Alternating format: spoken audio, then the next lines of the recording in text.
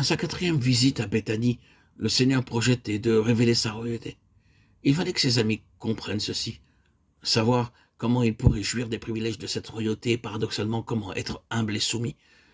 Pour accomplir la prophétie de Zacharie 9:9, le Seigneur vint cette quatrième fois à Béthanie sur la route de Jérusalem pour montrer sa royauté et comment être amené à cette royauté par l'humilité et la soumission.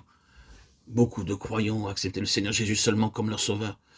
Ils le veulent uniquement pour pardonner leurs péchés et éventuellement les prendre au ciel là où ils seront réjouis éternellement dans quelques coins.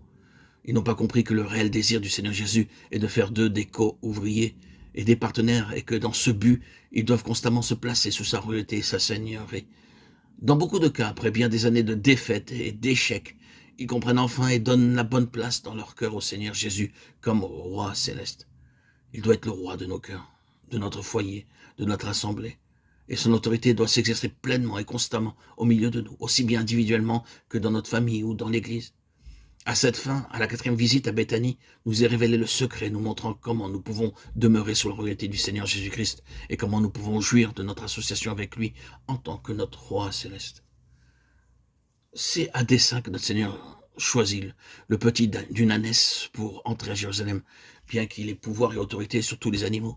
Dans Marc 1,13, nous le trouvons vivant parmi les bêtes sauvages, les lions, les ours, les chacals, les loups et tout ce qui était dans le désert de Palestine.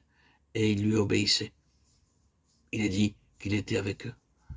S'il avait voulu chevaucher un lion, il aurait appelé cet animal à lui et lui aurait obéi comme ont fait les poissons et toutes les puissances de la nature et de l'enfer. Dans Luc 5, il voulait que tous les poissons viennent dans le filet. Aussi, quelle que soit leur taille, ils vinrent tous dans le filet sans aucune résistance.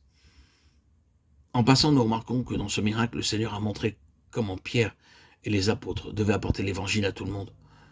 Tout comme au commandement du Seigneur, toutes sortes de poissons vinrent dans le filet. Ses disciples devaient devenir pêcheurs d'hommes, non seulement des pauvres, mais aussi des gens de classe moyenne et des riches.